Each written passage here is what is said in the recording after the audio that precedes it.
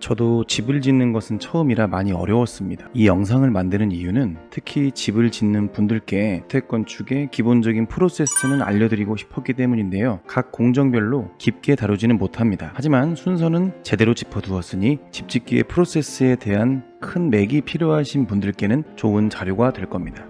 집짓기 10단계 시작하겠습니다. 첫 번째 단계입니다. 집을 짓는 모든 사람은 업자가 아닌 이상 대부분 초보예요. 준비를 해야 됩니다. 준비는 물리적인 부분에 대한 준비를 해야겠죠. 내가 구입하고자 하는 땅이 어느 곳인가, 금액은 어느 정도 소요될 것이며 또 어떻게 준비를 해야 되는가에 대한 플러스 해본다면 기본적인 건축 용어에 대한 좀 겉핥기식의 학습이 필요할 겁니다. 예를 들면 설계, 시공, 감리 등은 무엇을 말하는가에 대해 말이죠. 두 번째는 건축사를 찾는 겁니다. 몇 가지의 기준을 두고 해당 업체를 찾으면 좋아요. 해당 택지에 집을 지어본 경험이 있는 건축사를 찾아가는 것이 우선적으로 선행되면 좋습니다. 토지에 묶인 법령이나 규제 등을 잘 알고 있기 때문인데요. 거꾸로 건축사를 찾아가서 직접 시공했던 현장을 방문해 보거나 해당 집주인과 이야기를 나누어 보는 것도 좋습니다. 집주인의 의견 정말 중요하겠죠? 하지만 그보다 중요한 건 내가 이 사람과 대화가 통하느냐, 내 집에 대한 설계를 하는 과정 안에서 다양한 메시지가 오고 갈 수 있느냐에 대한 가능성을 생각해보면 좋습니다. 당연히 발품을 팔아야 될 거예요. 하지만 하나는 피해보세요. 무조건 평당 건축비를 싸게 해드립니다 라는 식의 접근법을 가진 건축사무소는 피하는 게 좋습니다. 싸게 해드립니다는 좋은 제품을 싸게 해드린다는 말이 아니고요. 당연히 저렴한 제품을 싸게 해드립니다 라는 말입니다. 그렇게 이해하는 게 훨씬 좋아요. 그게 정확하고요.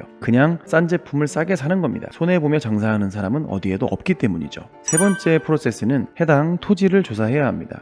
건축사와 함께 또는 설계사와 함께 동행하면 더욱 좋아요. 나와 좀 식견이 다른 또는 그 이상의 식견을 가진 전문가를 대동하면 조금 더 퀄리티 있는 정보를 공유할 수가 있기 때문이에요. 한 가지 의견을 드리자면 첫 번째 단계 토지를 구입하기 전에 건축사무소 또는 좀 관련 지식이 있는 주변인과 함께 그 토지에 방문을 해서 토지의 입지를 한 번 더 확인해 보고 토지를 구입하는 것도 좋은 방법이라고 생각할 수 있습니다. 네 번째, 대화의 시간입니다. 내가 생각하는 우리 집의 컨셉, 방의 개수, 주방의 형태 등을 그려보는 단계라고 생각하면 편해요. 내가 생각하는 집의 어떤 아웃라인을 전달을 하고 협의하는 시간으로 생각하면 좋습니다. 본 협의 결과를 바탕으로 디테일한 도면이 그려지겠죠. 본 과정은 설계사무소의 역량, 쉽게 말하면 설계비라고 생각하면 편해요. 설계 역량에 따라 단 2, 3회에 끝날 수도 있고요. 10회에도 끝나지 않을 수가 있습니다. 저의 경우는 잘 기억이 나진 않지만 15회 이상은 좋게 협의를 한 것 같아요. 근 5, 6개월 정도를 설계에 소요를 했고요.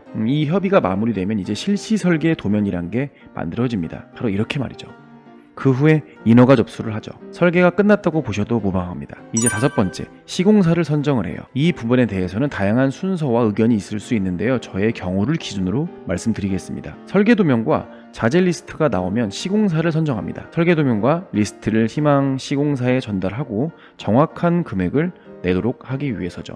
정확한 설계도면을 바탕으로 자재비가 산출이 되면 흔히 등장하는 사장님 공사비가 좀 올라서 조금만 더 주셔야 되겠습니다 라는 말이 나올 가능성이 적어집니다. 왜냐하면 정확한 데이터를 바탕으로 금액이 산출이 됐기 때문에 이러한 상황을 미연에 좀 줄일 수 있죠. 저의 경우는 가장 세심하게 공사 견적을 산출해준 포트폴리오가 좀 짱짱한 좀 대화를 할 수 있는 분과 공사를 진행하기로 했고요. 그렇게 시공사를 선정을 했습니다. 시공사를 선정을 하면 공사를 시작하죠.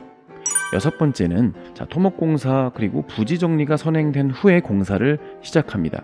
텐트처럼 맨 땅에 철근을 꼽지는 않습니다. 기초공사를 시작해야겠죠. 건물의 뼈대를 세우는 시간이라고 생각하면 편합니다. 터파기를 시작으로 보통 0점 기준 300에서 500 사이로 기초 콘크리트를 타설을 합니다. 그 후에 골조를 세워야겠죠. 일곱 번째, 바로 전 단계와 연결시켜 이해하면 좋아요. 예를 들면 1층 뼈대를 세우고 콘크리트를 붓습니다. 그 다음 2층 뼈대를 세우고 거푸집을 설치를 하죠. 또 콘크리트를 부어요. 뼈대를 세우고 벽체를 만들어가는 과정을 반복합니다. 이 과정 안에서 콘크리트 벽이 완성이 되죠. 벽체가 완성되면 지붕과 창호 공사가 바로 이어져요. 이 지붕과 창호 공사가 바로 마무리가 되면서 이어져야 추후에 기상 상황에 따른 또 그 공사 기간의 딜레이를 막을 수 있습니다. 예를 들면 전기 공사를 해야 하는데 비가 들이치면 안 되는 거잖아요. 그렇죠? 창호를 시공할 때는 기밀 테이프 시공 반드시 포함되도록 그리고 확인해 보시는 게 좋습니다. 자, 다음 여덟 번째입니다. 배관과 전기 공사를 진행을 하는데요. 특히 전기 공사를 할 때에는 가구의 배치나 좀 라이프 스타일에 맞게 컨센트의 위치 등을 한 번 더 확인을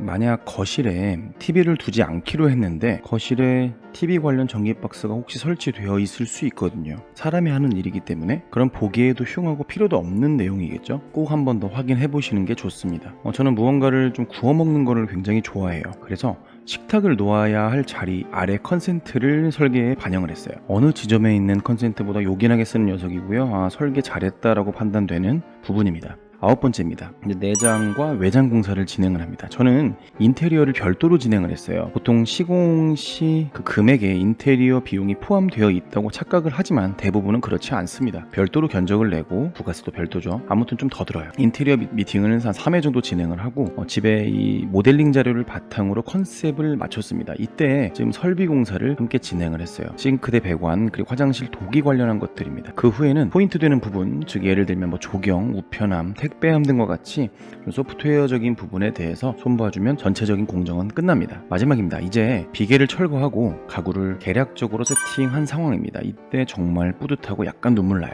이제 공무원에게 가야 합니다. 준공 접수 해야죠. 사용 승인이 난 후에 입주의 행위가 가능하기 때문인데요. 당연히 입주 전 준공 청소는 하는 게 좋겠죠. 다 끝났습니다. 이제 집에 들어가서 침대에 이불 펴고 누워서 잠을 자려는데 어라, 천장에 등이 달려있지 않네. 이럴 땐 바로 시공사에 연락하셔서 조치를 받으시는 게 좋습니다. 빠른 연락을 추천드리는 이유는 사람이 살다 보면 불편함에 익숙해지기 때문이에요. 신축 아파트에 입주해 보신 분들은 알 겁니다. 하자 점검 시 발견했던 수많은 하자들은 결과적으로 시간과 그리고 시간차를 두고 방문하는 업자를 기다리는 그 짜증 때문에 반포기하고 사는 것 그 느낌이에요. 하지만 주택은 아파트에 비해 상대적으로 조금 더 공을 많이 들인 곳이거든요. 옥에 티를 남기지 말고요. 또 페인트 마르기 전 업자에게 연락하셔서 반드시 조치 좀 예민하게 받으시길 바라겠습니다. 첫 술에 배부를 수는 없습니다. 위에서 짚어드린 전체적인 틀, 공정 순서 생각하면서 즐거운 건축 되길 바라겠습니다. 안녕히 가세요.